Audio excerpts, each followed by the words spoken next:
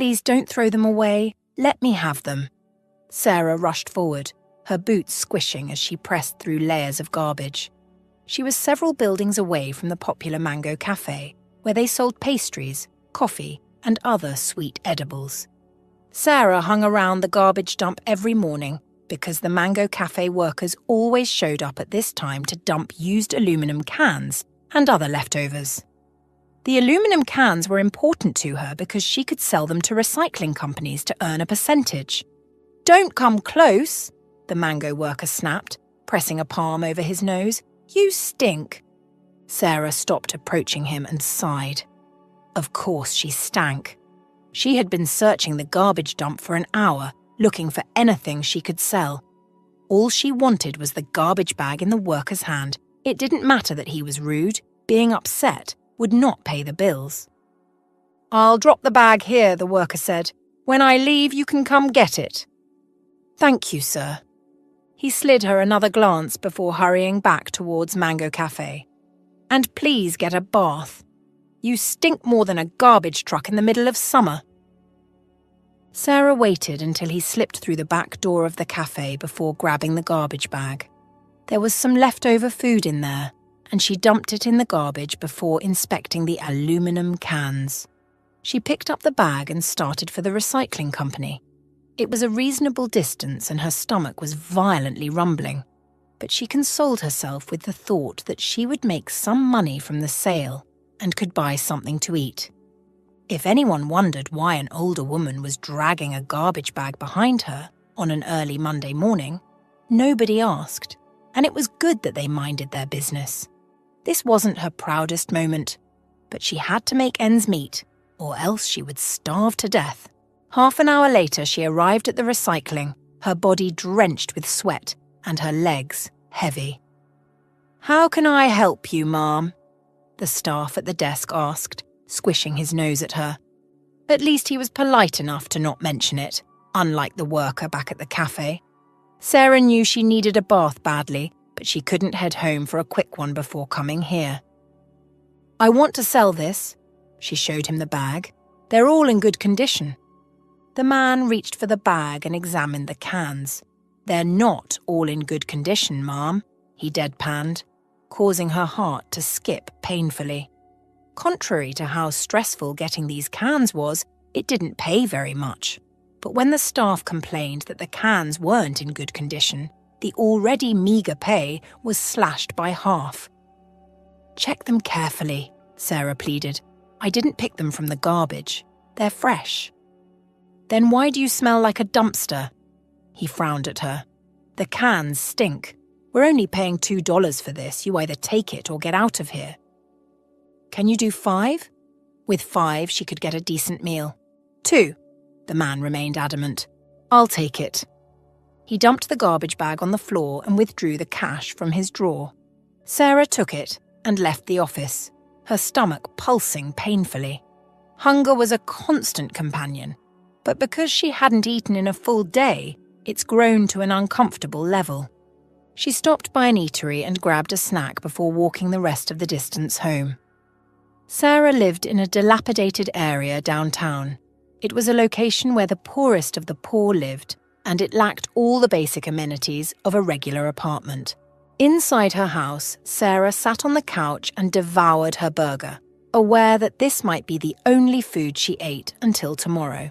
She finished with a cup of water and then hurried into the bathroom to bathe, after which she changed into her regular skirt and a frayed blouse, before retiring to the living room to lie down before her cleaning shift in the evening. Her gaze landed on the picture frame on the wall opposite her, and a sad smile crossed her face at the memories it brought. In the frame, she was 23 years old, 30 years ago, holding an award for the best teacher in Salem School. Those were good times. Sometimes, it was hard to reconcile who she was now to the lady perpetually stuck in that picture frame. Then, life was good. She was pursuing her passion for teaching and being actively rewarded for it. She never knew that life was about to throw a curveball in her direction. As hard as she tried to shake the memories before they pulled her farther into the waves of depression, she couldn't. Her thoughts took her back to the time when she was young and free. Growing up, she had always had a passion for teaching. As an elementary school student, she would gather her classmates together and read books to them, teaching them new words and helping them study. By the time she got into high school, she was the best student in every class she was, and she signed up as a tutor to any student who had problems with lessons. She won several awards for being an excellent tutor, and every person she taught ended up passing the class. She applied to study education in college, and while there, she also left her mark by organising study sessions and helping out the other students. When she graduated as the overall best student, her parents wanted her to apply to become a professor, but Sarah wanted to go back to the basics. She realised, in all her years of tutoring, that students had faulty foundations from elementary school, which transcended into adulthood. She wanted to become an elementary teacher and help young children build stronger foundations for a better life. It was a burning passion that even her strict parents were unable to obstruct. A year after she graduated from the university with flying colours, she got employed as a teacher in Salem at 23, beginning what would become a decades-long profession. Those children were the loves of her life, and Sarah devoted everything to them. Maybe someone should have taught her that she needed a life beyond teaching, but no one did.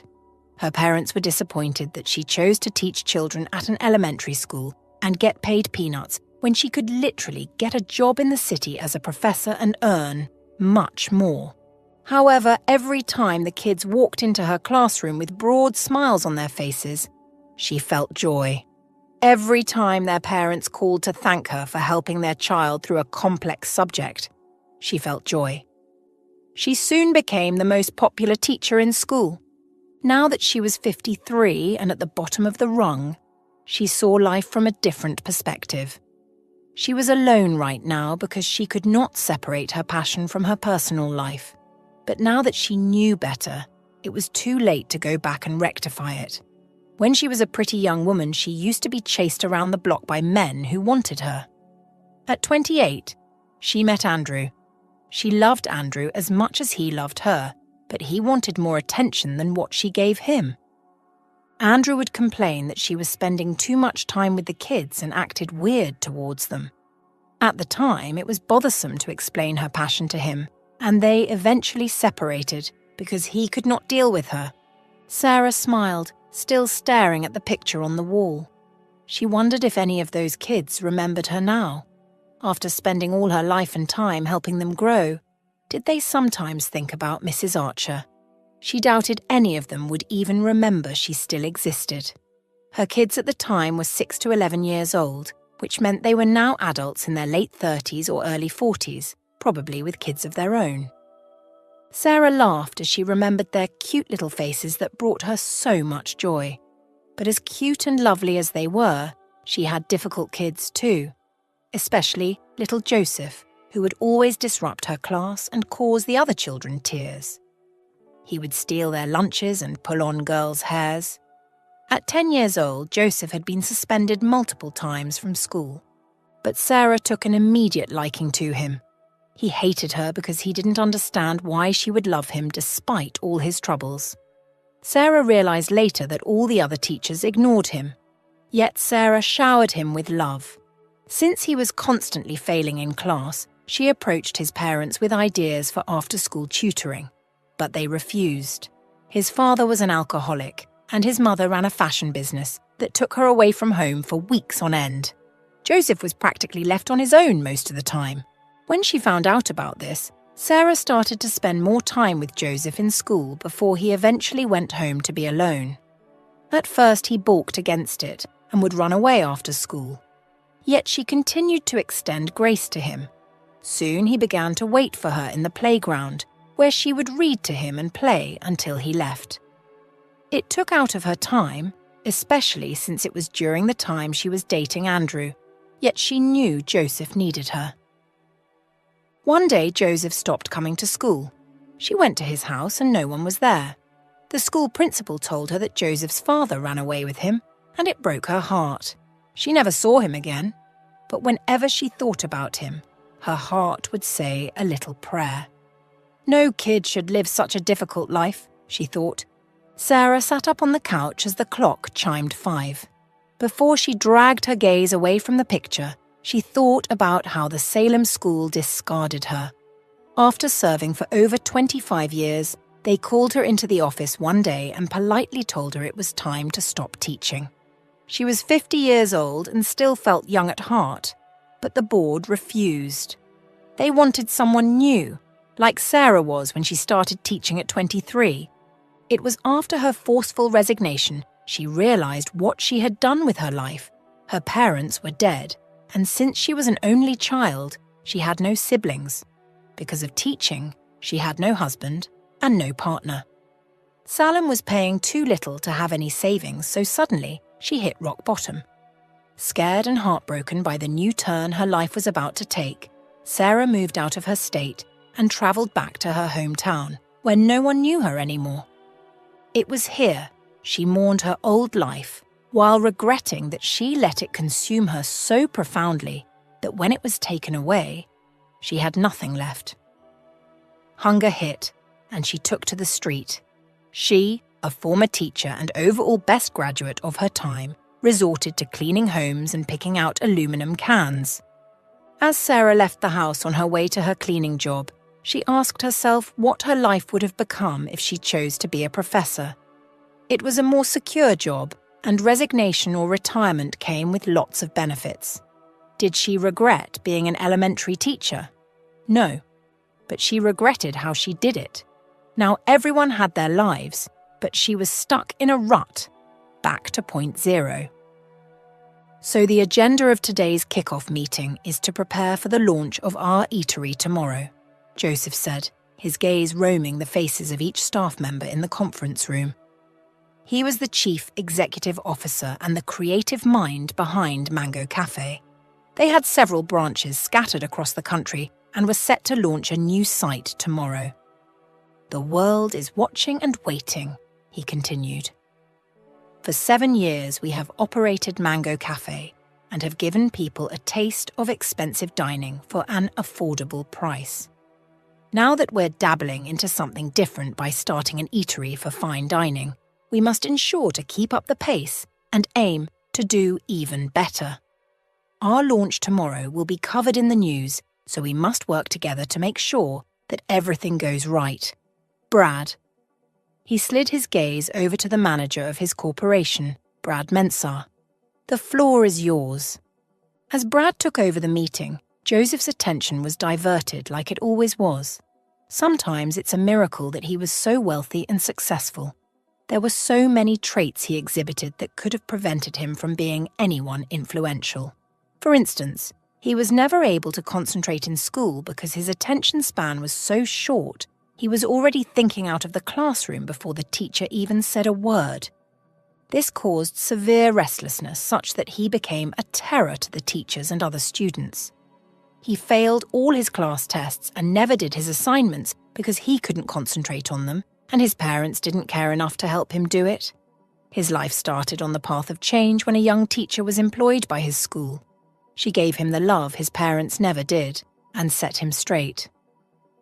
Joseph smiled when he remembered her. At first he hated her passionately because she saw something in him that he didn't see in himself. As a 10-year-old, he already thought his life was over.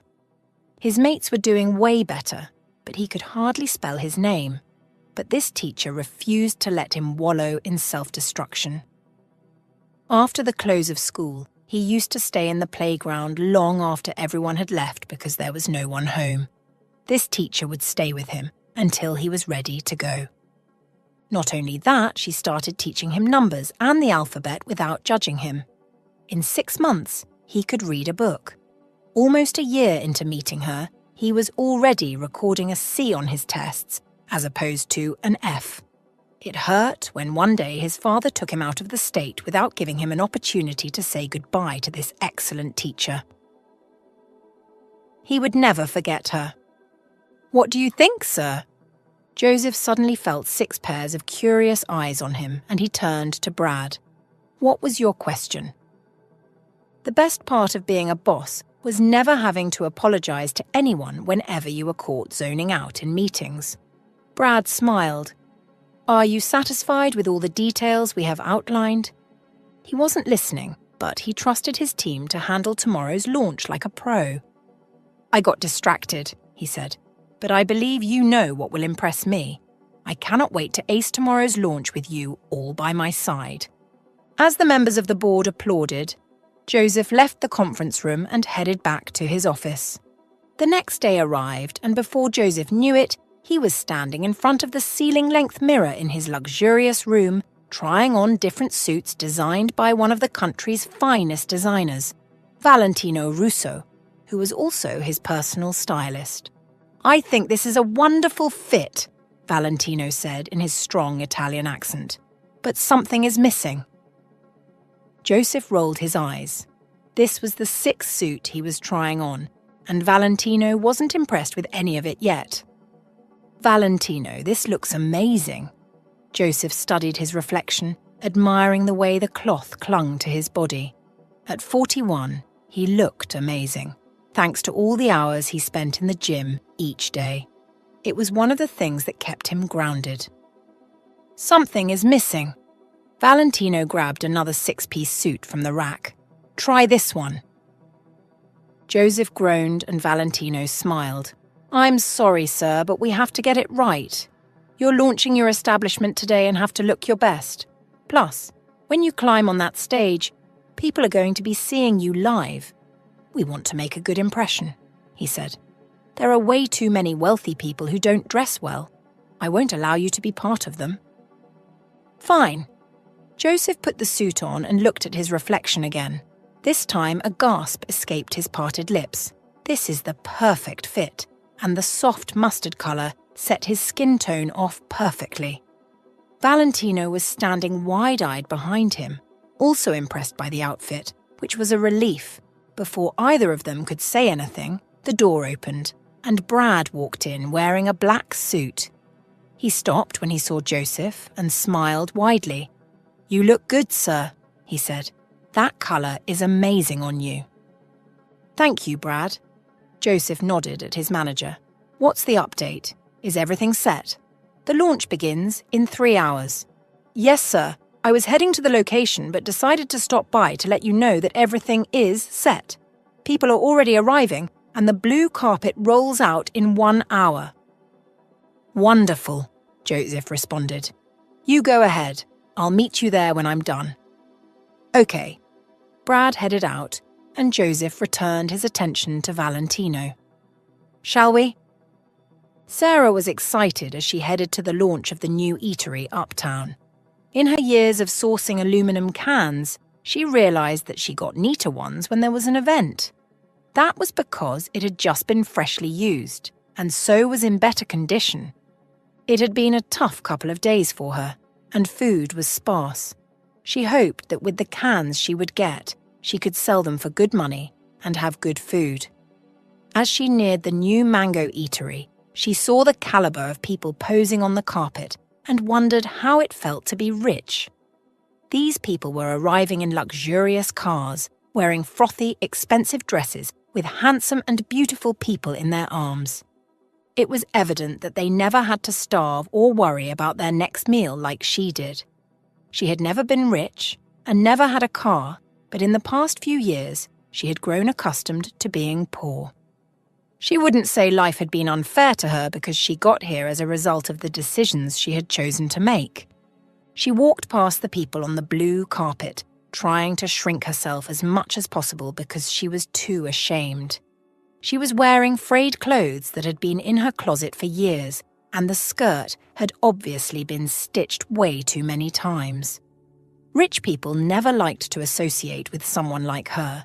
They would always look down their nose and say cruel things, so she tried to avoid them as much as she could. When she was sure that no one was watching, Sarah slipped through the revolving doors and into the restaurant. Here it wasn't as busy as it was outside, but the few people interacting with each other didn't pay her any attention. She took out the garbage bag stuffed in her pocket and started to scour for empty cans. Around her, she could hear people laughing and having fun, but she concentrated on her task and quickly started filling up the bag.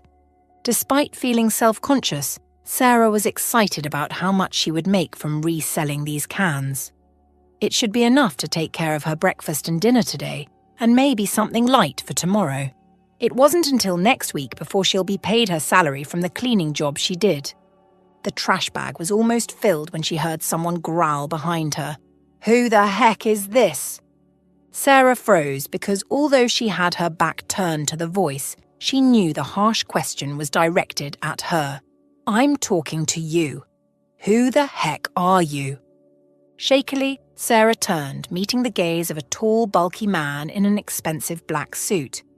He was staring disapprovingly at her, and she swallowed. "Good morning, sir," Sarah greeted in a placating tone. "I'm just here to pick up these empty cans."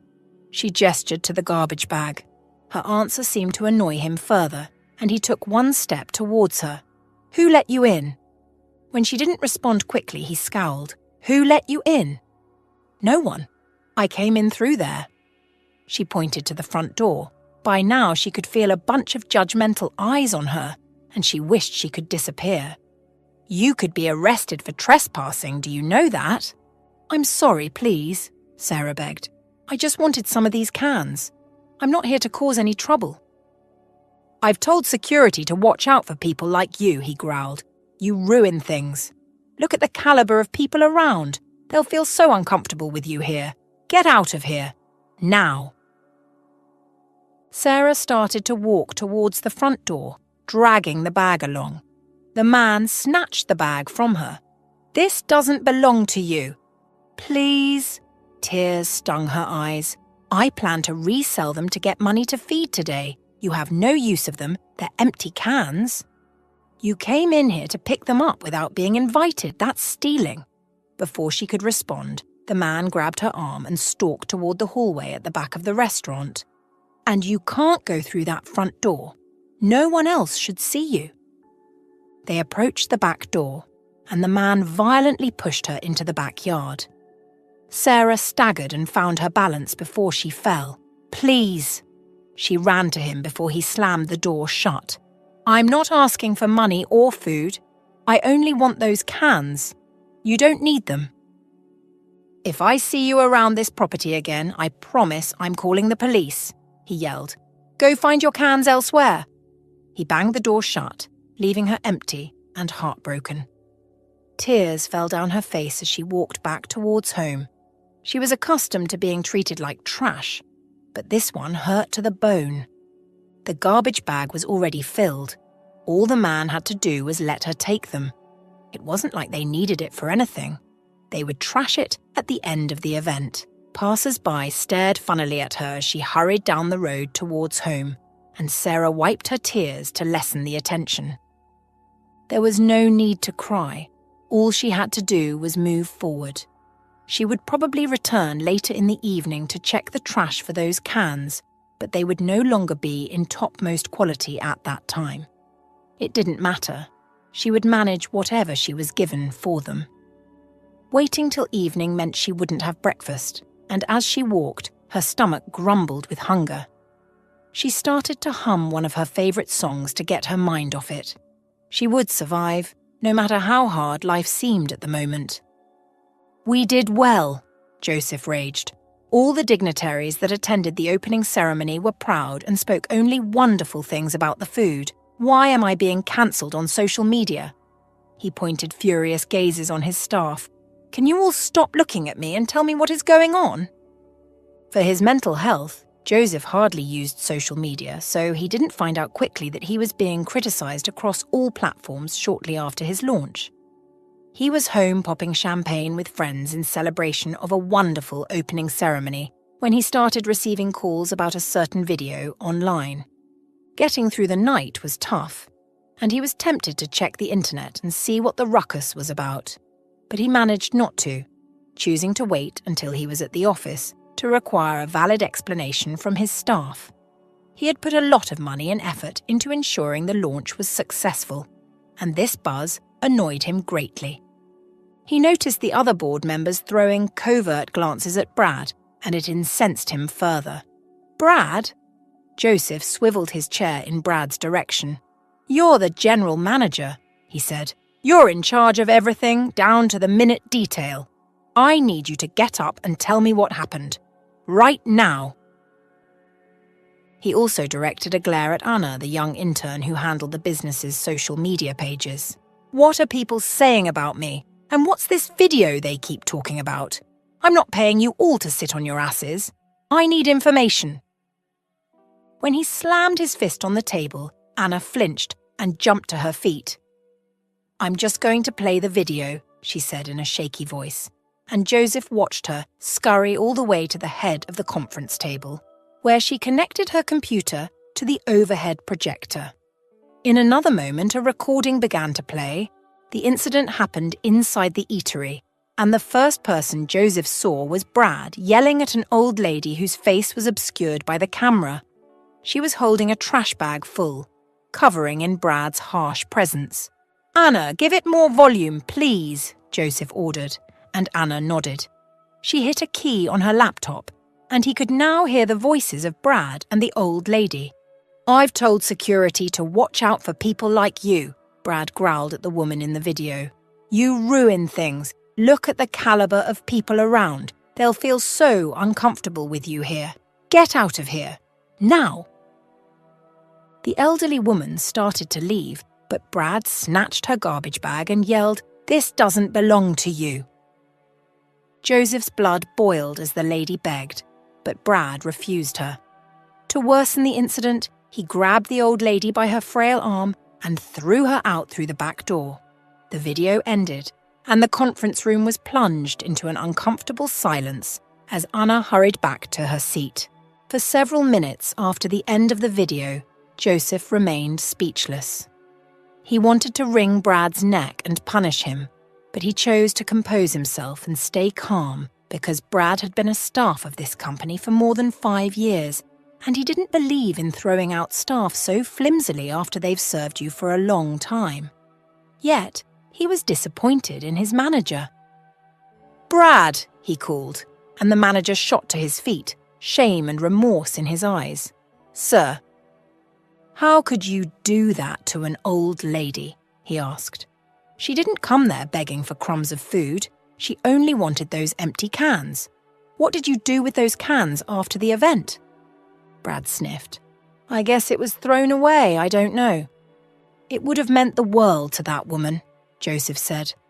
She probably planned to resell them.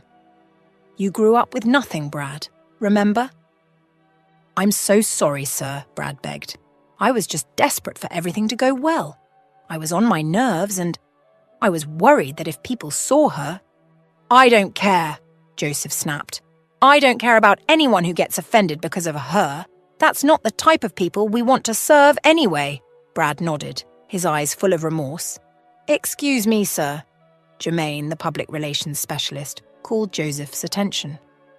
Since this is already getting out of hand, I suggest we find a way to tackle it immediately before your brand is permanently ruined. This video is going viral across all social media platforms, and people are leaving all sorts of comments. It may be Brad in the video, but most of the attacks are personal and directed at you. Joseph ran a hand through his hair. What do you advise? That we find the old lady and compensate her.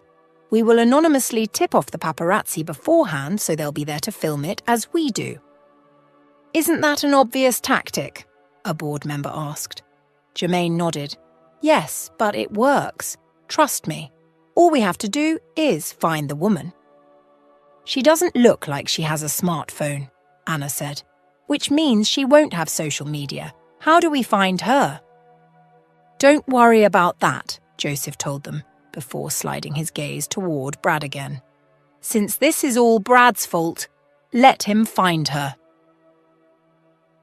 Brad's eyes widened for a moment before vigorously nodding. I'll find her, I promise. I'll make this right. You had better. Joseph rushed to his feet and left the room, still seething with annoyance. He couldn't see the woman's face, but he felt her pain and heartbreak. The cans meant so much to her, and Brad just cruelly took them away. He wished he was there to stop it, and he promised himself that he would do whatever the woman wanted as compensation for how rudely she was treated. It was 9 in the morning, and Sarah was exhausted with her monotonous life. Her cleaning shift wasn't until this evening, and ever since the incident with the guy at the Mango restaurant's opening ceremony, she had stopped going there to collect the cans. The man's behaviour hurt her so much that it also grazed her pride, and she had been unable to pick herself up since then. This meant her mornings were now free, and she had enough time to wallow in self-pity until it was time to go clean her clients' homes in the evenings. The only joy that Sarah felt right now was that her salary would be paid in a few days, and she would finally be able to have a nice meal.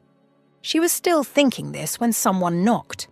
Sarah got up from the couch, her eyes crinkling curiously as she walked to the door. She had no friends in town, which meant no one ever visited her. "Are you in there, Miss Archer?" Miss Archer? The person knew her name. She jerked the door open, and a loud gasp fell out of her mouth when she saw who was standing on her crumbling doorstep. It was the mean guy from the restaurant who had pushed her out so rudely. Scarred and worried, Sarah tried to shut the door in his face, but he anticipated the move and quickly slid his leg through the door, stopping it from closing. The door banged against his feet, and he howled with pain.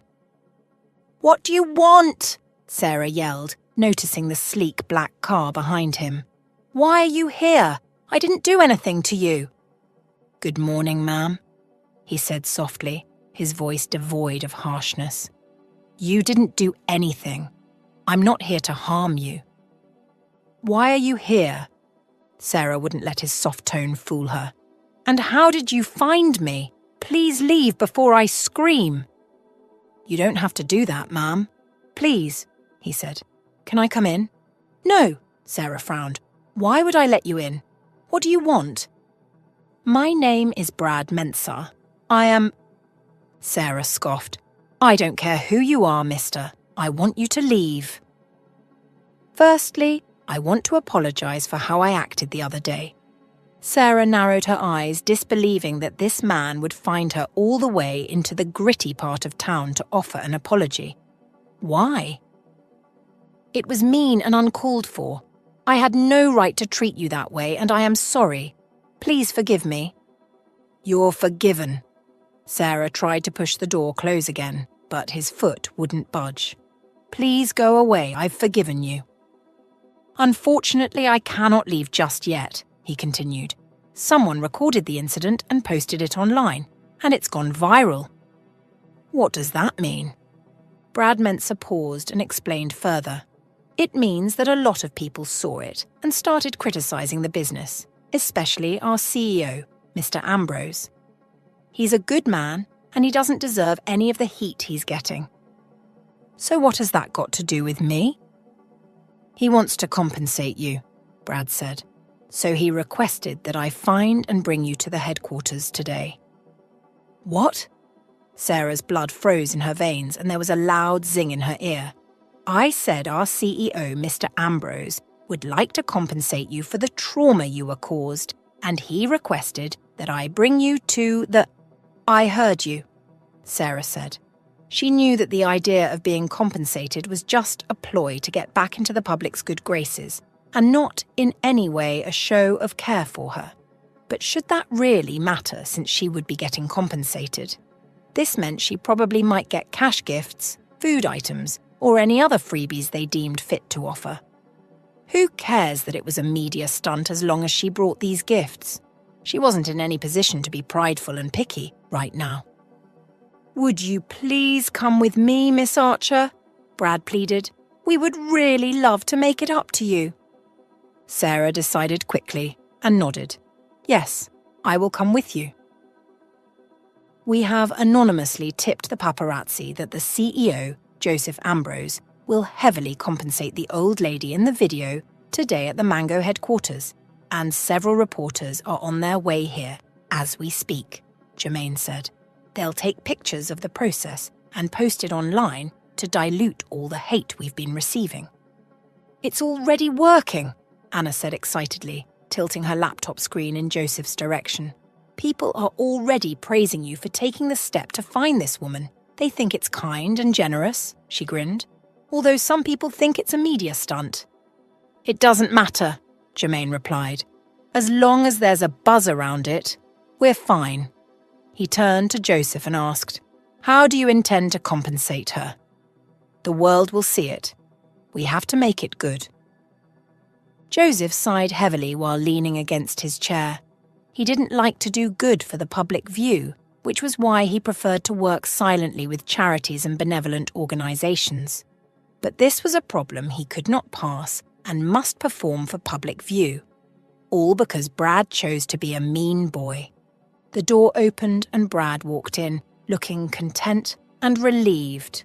She's here, sir, he said. He had already sent a message last night that he found her and would be bringing her over this morning. Joseph rushed to his feet, eager to get this over and done with. I hope this teaches you a lesson to never be mean to anyone again in your life, Brad, he said to his manager, who lowered his head, his face full of remorse. I regret this deeply, sir. Where is she? In the reception. Joseph walked out of the office, his men behind him as he took the stairs and headed to the reception. The reception was a homely dome made of glass and shaped stylishly like a mango. It was an architectural wonder that a lot of people admired whenever they came to the headquarters. As he walked towards the entry, he glimpsed the old lady sitting on one of the reception chairs, a lost look on her face. A rush of memories bombarded him, and he froze, his heart slamming violently in his ribcage. It's been years and a lifetime since between them, and although she was older and tired-looking, Joseph recognized the woman on the other side of the glass. Her face was a constant in his memory, and now she was right there, only a few feet away. Is everything all right, sir? Brad asked. Joseph looked up at him. This woman, he gestured to the glass. What's her name? Sarah Archer. His heart almost stopped at the confirmation of what he already knew. Miss Sarah Archer, the one teacher who had set the course of his life for greatness. Without her, he would still be the unruly kid who never realized his potential. Excuse me, sir, Jermaine came up to them. I just got a tip that the paparazzi are here. We might want to hurry this up. Joseph balked, shaking his head. He wouldn't reunite with his teacher this way, not with cameras flashing at them and the world watching this stunt. This meant more to him than anything, because he had waited for this moment for years. I want them gone, he said to Jermaine, who blanched. What? Are you deaf? He barked, and Jermaine flinched before walking away. Joseph glanced at Miss Archer one last time before heading back in the direction of his office. Ensure she gets home safe, he said to Brad. What? Brad ran after him. Aren't we compensating her anymore? Man, she would be so disappointed. I already told her we would. Brad, do not question me, Joseph snapped at Brad. You're already on thin ice with me. He walked into his office and slammed the door shut. As soon as he was alone, Joseph broke into a sob. It wasn't tears of sadness or hurt. It was relief. Miss Archer. All his core memories from childhood were about her. She changed his life, and even as a little boy of 10 years, he knew it. Growing up, he never really had love from either parent. Mum was too fixated on work and Dad was an alcoholic. They let him run wild and do whatever he wanted, which, to him at the time, was amazing until it wasn't. At 10 years old, he could hardly spell his name. He kept failing all his tests and became the runt of his class. The only way to get attention was to be loud and horrible to his classmates and teacher. Everyone hated him, and no teacher could stand him until Miss Archer. She never yelled or blamed him for his failures. Instead, she spoke faith and strength into him. He was 41 years old now, but he would never forget the words she said to him one day on the playground. Joseph, I believe in you. You can do this. There's some hidden strength in you and I can feel it. You have everything it takes to be the best." Miss Archer looked at Joseph smiling, but then her smile suddenly vanished and her face turned serious. "Now go out there and prove it." He never forgot those words. Even when his dad woke up one morning and decided they were leaving town for good after an altercation with Joseph's mother, he clung to those words.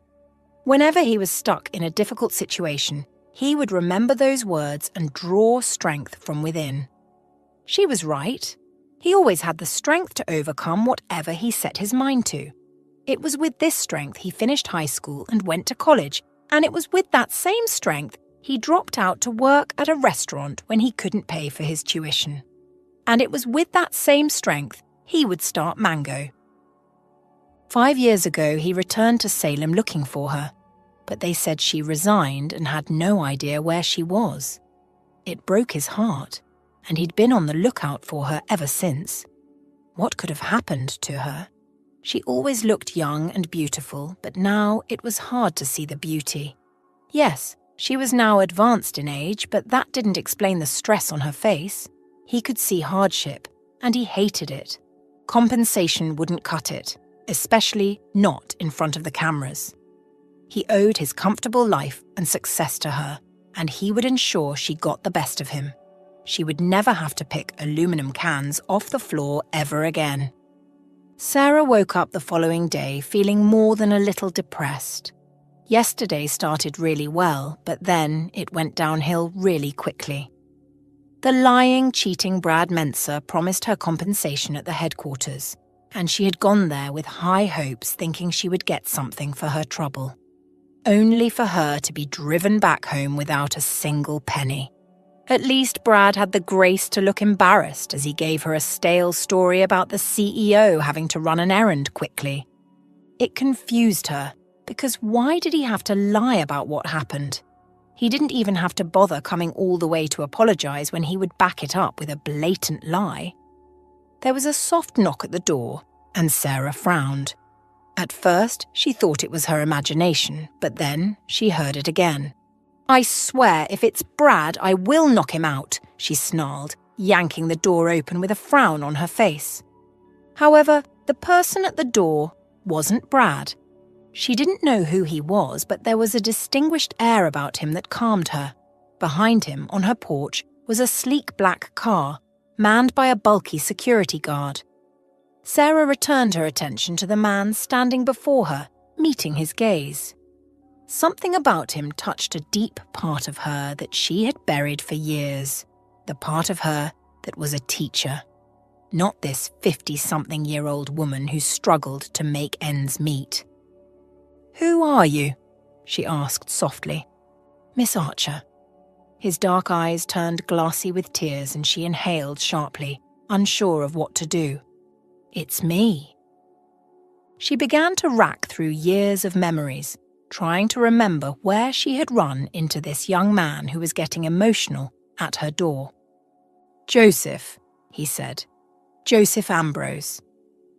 Her world stopped, then tilted on its axis. "What?" she gasped, finally clicking that this was Joseph, the 10-year-old student who had disappeared from her life so suddenly after she had grown accustomed to him. She instinctively touched his face in disbelief, her heart expanding in her chest. "Joseph, it's me," he whispered, his voice cracking up. "I've missed you, Miss Archer." "Oh, Joseph." She threw her arms around him, tears falling down her face in torrents. Her world had been gloomy for a long time, but this was the best thing to happen to her. Since Joseph disappeared years ago, she had never stopped thinking about him. He left so suddenly when he was beginning to gain his ground, and it hurt her deeply. "Joseph!" She pulled back to stare into his face, her gaze roaming his features. He had grown older now, but on closer inspection, she could see the faint resemblance to the little boy she knew 30 years ago. "How did you find me? Please come inside and tell me everything." Sarah pulled him into the house, and Joseph's heart broke further. Her home was completely impoverished. He stayed silent and let her push him gently onto a rickety couch. She looked excited to see him, and Joseph was glad that she had kept him in her heart the same way he did her. "How did you find me?" she asked. "How did you know it was me?" He could see the questions rattling in her head, and he was prepared to calmly answer them because he had some of his. Like how she went from being a respected teacher to this. "It was purely coincidental," Joseph told her. "My manager was rude to you on the day of my restaurant launch, and the video went viral." Sarah's eyes widened. "What? The Mango franchise belongs to you?" "Yes, ma'am." Joseph giggled at the awe in her gaze. "Can you believe that?" "What?" She touched his face with motherly affection. "Of course I believe it. I always knew you would be someone great and successful. Didn't I always tell you?" "Yes." He nodded, remembering all those beautiful words she spoke into his life. "I saw you yesterday," he continued, "at the headquarters, but the paparazzi were present, and I didn't want to turn our reunion into a public spectacle." "Oh, I thought I'd been scammed," she laughed. "Plus, I've always known Mango. I go to the Mango Cafe in town on some days to search for used cans. Who knew you owned it?" She ruffled Joseph's hair, and he felt like a kid instead of a 41-year-old man. "Tell me, how was life for you when you left?" Joseph sighed. "It was hard. My father took me away to punish my mother because she never had time to look after either of us," he explained. "He thought my mother would come to her senses and chase after us, but she didn't. My father realized he didn't want to be saddled with the responsibility of a child and put me in the foster care system and claimed mental illness." "Oh my goodness." Mrs. Sarah grabbed Joseph's hands. "I'm so sorry." "I wasn't close to him," Joseph said, "so I didn't really miss him. I missed you, though." His eyes shone with unshed tears. "You were the only person who ever showed me love, and I kept trying to come back to see you, but no one let me because I was too young to make that decision." Her hold tightened on his hands, giving Joseph strength. "But I held on to everything you told me. It was easy to fall off because no one really cared. But I didn't want to disappoint you, so I paid attention in class and did everything right. It was tough, but like you said, I always found strength." "What about your parents?" she asked. "Have you reconciled with them?" "Nah," he shook his head. "I never saw my dad again. I reached out to my mum when I was 15, and she said she didn't want to hear from me anymore." "That is so cruel," Sarah gasped and threw him another hug. Joseph leaned into the embrace for a few seconds until she pulled away. "What about you?" he asked. "I went to Salem a few years ago looking for you, and they said you resigned." Mrs. Sarah laughed. "Resigned? They fired me?" "What?" "Yes." She narrated everything that happened. "I was 50 years old and had nothing. I gave all my life to teaching, and it felt like everything I did was a waste. Although I don't regret it." She smiled. "I wish I poured more into myself." Joseph returned her smile. "Listen, I know nothing I ever do will make up for all the time that's lost, but it's been 40 years in my life, and no one ever did more for me than you. You set my course, Miss Archer, and everything I am today, I owe it to you." Tears fell down her face, but Joseph continued, feeling close to tears himself. "It's been 30 years, but it feels like yesterday. I love you, Miss Archer, for being the best teacher. For children like me, who have no one and who have looked down on themselves because they have nobody to uplift them, they all need someone like you. I'm glad I encountered you, or I'd have been in the street like my father." She broke into a sob, and Joseph held her for a long time as they cried together. He had always envisioned what their meeting would be like, and the reality was way better than any imagination. Slowly he pulled away. He took a deep breath and looked at Sarah with his big brown eyes. "Your days of picking up used cans are over, Miss Archer. You changed my life, and so I will do everything in my power to change yours." Joseph stood up and smiled at Sarah. She was confused. A few moments later, Joseph was holding her hand and leading her to the car. "Where are we going?" Sarah asked, smiling at Joseph. "You've been tight-lipped about this." "And I'm going to remain tight-lipped until we're there," he replied. "You're not going to ruin the surprise." "Oh, Joseph, you're scaring me," she groaned good-naturedly and slumped in the passenger seat. As much as he wanted to keep a straight face, Joseph couldn't. He was excited for what he was about to do, and he knew Miss Archer would be, too.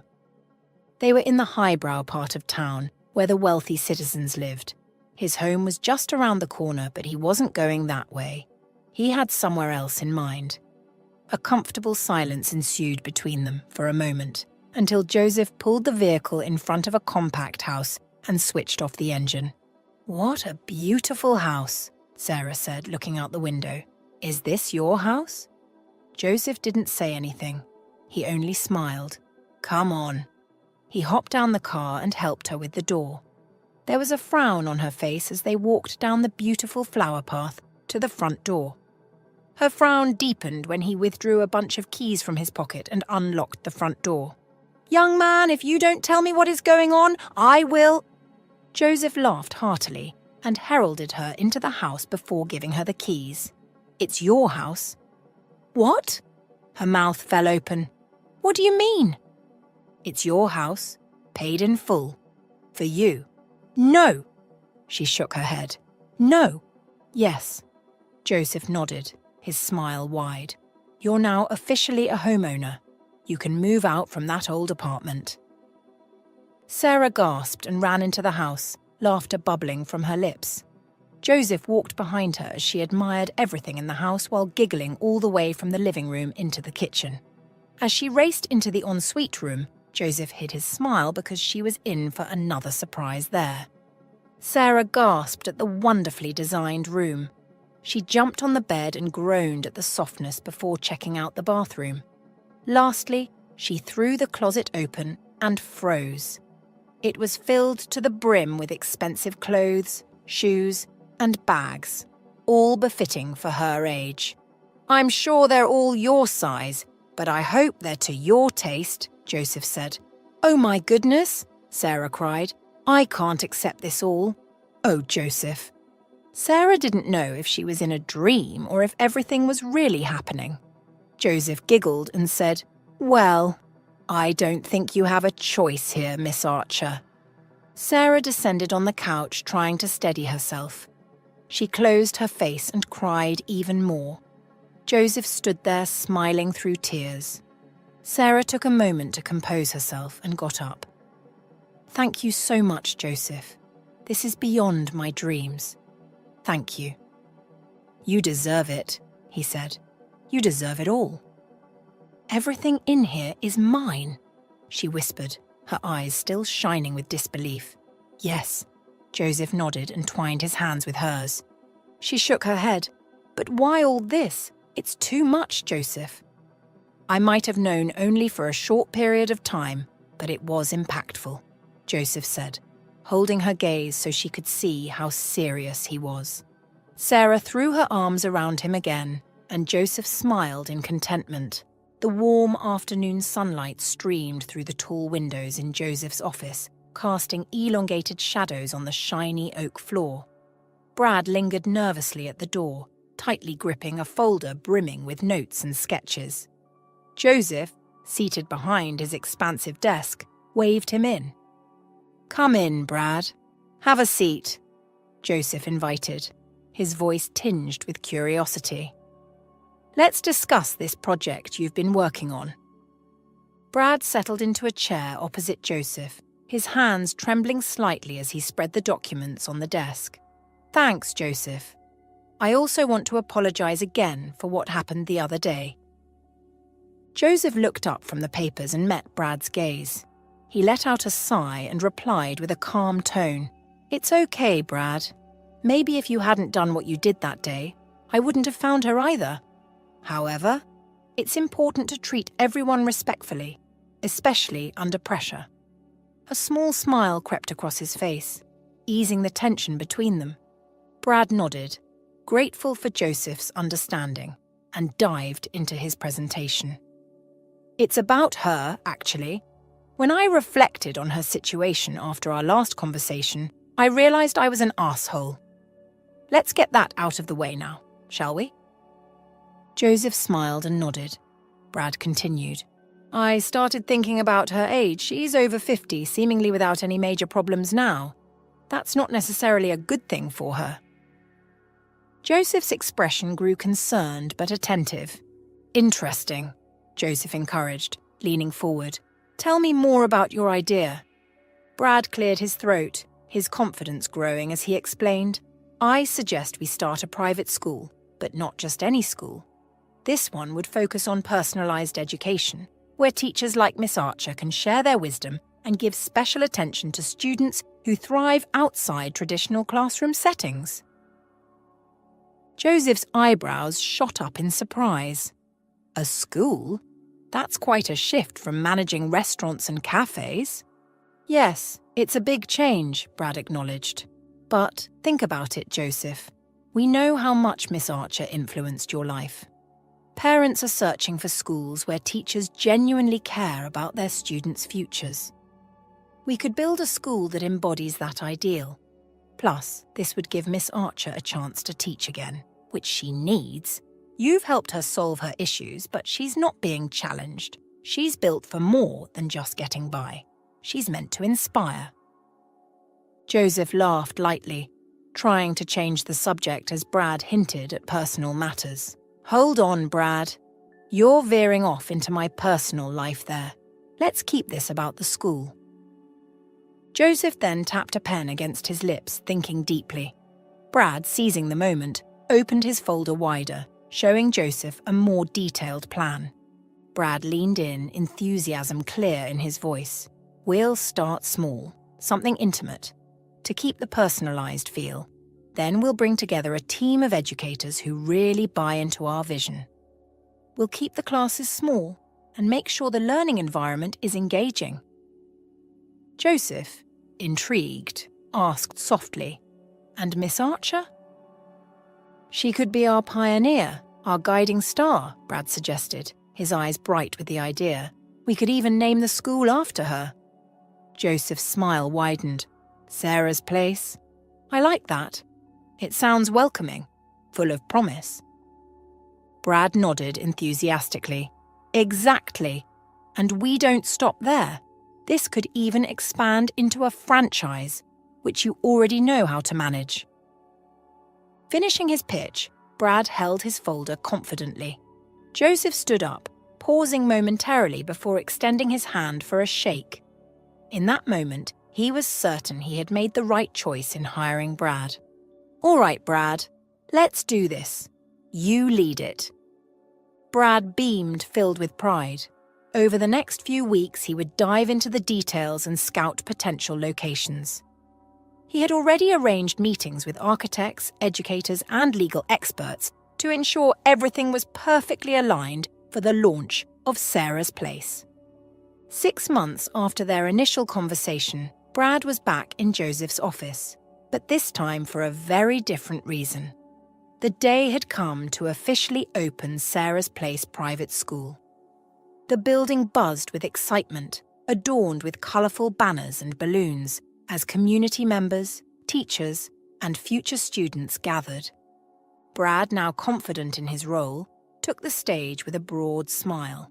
Today marks a new beginning, he started, scanning the crowd of eager faces. We often say that a good education can change a person, but a good teacher can change everything. Here at Sarah's Place, we are committed to proving just that. The audience erupted in applause, resonating with the promise of this new educational endeavour. Brad continued, To lead our school, we needed someone exceptional, a person with not only knowledge and experience, but also heart and dedication. The room quieted in anticipation. It is my greatest honour to introduce the principal of Sarah's Place. Please join me in welcoming Sarah Archer. At the mention of her name, Sarah, seated in the front row, felt a mix of surprise and overwhelming joy. She stood slowly, her hands trembling slightly, not from nerves but from the realization of a dream she thought was beyond her reach. She made her way to the stage, the applause growing louder with each step. As she joined Brad, he handed her a small bouquet of flowers and whispered, "Thank you, Sarah, for inspiring this. We couldn't have done it without you." Sarah took the microphone, her voice steady but filled with emotion. "Thank you, Brad, and thank you, Joseph, for this incredible opportunity. To everyone here, I promise to dedicate every day to making Sarah's Place a home of learning, kindness, and inspiration. Together, we will change lives." Joseph, watching from the sidelines, felt a profound sense of fulfillment. This was not just a return of a favor, it was the creation of a legacy. As the crowd cheered for Sarah, Joseph realized that finally his life had meaning beyond his business successes. The ceremony concluded with tours of the school, laughter, and conversations filled with hope and aspirations. As Joseph and Sarah stood side by side, observing families exploring the new classrooms, they shared a quiet moment of reflection. The buzz of excited voices discussing the future echoed around them, but in their shared silence, there was a profound understanding. Words were unnecessary. Their mutual smiles conveyed it all. They had come full circle. In that moment, both felt a deep sense of accomplishment and peace, knowing they had not only changed each other's lives, but were now set to change the lives of many others. 6 months after the grand opening of Sarah's Place, the school had become a vibrant hub of learning and community engagement. Sarah, with every passing day, seemed to rejuvenate, her passion for teaching rekindled by the bright-eyed students who hung on her every word. It was as if she had stepped back in time to her early teaching days, filled with vigor and purpose. Each weekend, Joseph made it a point to visit Sarah. Over cups of coffee in her cozy living room, adorned with student artwork and educational books, he listened intently to her stories from the past week. Sarah spoke with an infectious enthusiasm about her students' progress, their small victories in learning, and the innovative teaching methods she was implementing. "What a joy it was, Joseph, to see them finally grasp fractions," Sarah would exclaim, or, "Emily wrote her first poem, and it was about her cat. Can you believe it?" Joseph found himself engrossed in these tales, his admiration for Sarah growing with each visit. This ritual slowly wove a deep, familial bond between them. Joseph began to see Sarah not just as a mentor or a colleague, but as a maternal figure in his life, a source of wisdom and warmth. Sarah, too, felt a maternal affection toward Joseph, proud of the man who had helped her change her life and treated her with such respect and care. One peaceful Sunday, as they sat watching the autumn leaves flutter down in the gentle breeze outside her window, Sarah turned to Joseph and said softly, "You know, Joseph, this school, it's more than just a job for me. It's given me a new lease on life." Joseph smiled, taking her hand in his. "And for me, it's given me a family. I can't thank you enough for everything, Sarah." They both looked out the window, comfortable in their silence, feeling the peace that had settled over their lives. In the years to come, their bond would remain steadfast, a testament to the power and the enduring spirit of true companionship.